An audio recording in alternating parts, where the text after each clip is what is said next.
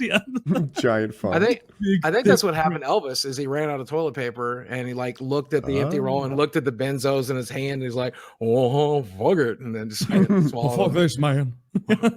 Someone stepped on my blue suede shoes. I can't handle it no more. You mentioned benzos. Have we talked about Jordan Peterson? No, he's addicted to painkillers, like opiates, I think. Yeah. Because opiates and benzodiazepines are different drugs. I was on his... You may be right. Maybe it's both. That would be pretty rough. I think it literally is. But I was on his Wikipedia today. Oddly up to speed. Because benzos are super dangerous. Like I think benzos and alcohol and maybe heroin, maybe not heroin, I don't know, are the only withdrawals. Benzodiazepine tranquilizers? Yeah. Yeah, he was on those. And he went to Russia to get an experimental treatment, which involved a medically induced coma. And it was not very successful. He's neurologically damaged and he's unable to walk or even type without help. What's he doing? Why would he do that? Jesus Christ. You know, you got to clean your room and then sometimes go to Russia for experimental surgery. He sounds like Kermit the Frog. Oh, shit. We had him on our show like 3 years ago. Yeah, he was. And now he's apparently retarded. I'm very proud of the fact that his parents thought it was his best interview ever. You know what that tells me is they have no idea the kind of show we do. Yeah, for sure.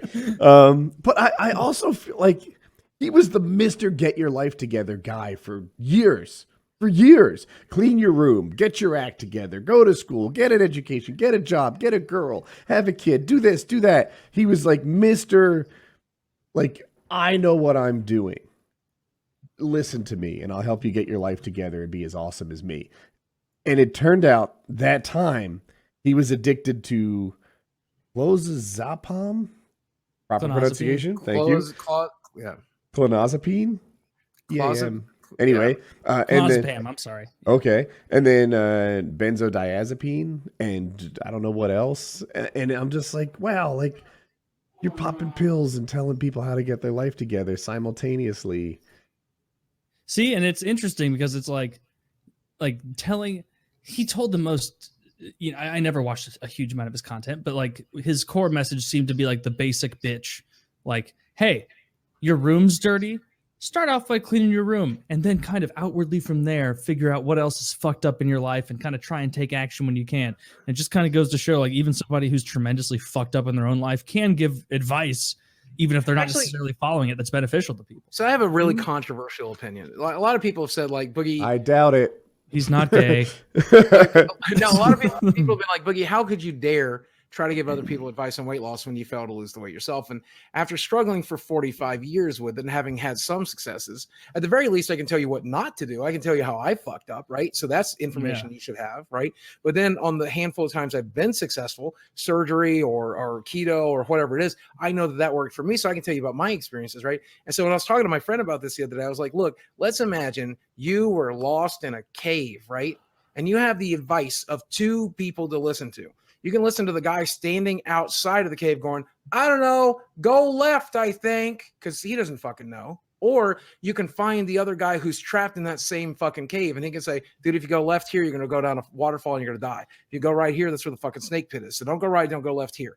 You're going to listen to the guy who's in the cave with you, even if he's trapped in there too, right? So I kind of feel like if Jordan Peterson is talking about getting your life together, if he's living a life in which he's managing a severe drug addiction, he knows a lot about getting your life fucking together, even if he's still broken and shitty just like the rest of us. And I think if you're broken and shitty, looking at someone like, I don't know much about Jordan Peterson, but looking at somebody with a drug addiction who's managed their life around it, that's a good person to look at for inspiration. That may work, but I would immediately, if I came across him, I'd be like, bitch, you've been in this cave longer than I have. Like, I haven't checked all the corridors yet. Like, you clearly haven't done a good job of checking. Right. And I get that fully. You definitely shouldn't listen to Jordan Peterson's advice on drugs, right? But he probably knows quite a bit about hiding his drug addiction. Here's my top 10 list of what just makes you feel dope. Clonazepam's just fucking crazy, man. I just take that and drift off and fucking shit's gold. Yeah. Is this Kermit the Frog or Jordan Peterson? So Jordan Peterson could sounds be- a lot like Kermit the Frog. The same accent works for both. according to this article that I looked, roll. What is according to that? this article, looking him up, Xanax is a benzo. I guess a benzo, whatever it is. Anyway, I tried Xanax once. My doctor gave me 10 Xanaxes after my divorce, and I took one, and I fucking hated it. What was Well, you the- got to crush them up and hated snort them, it. or they're just no fun at all. I guess What- not. what- As felt. What didn't you like? What was it like?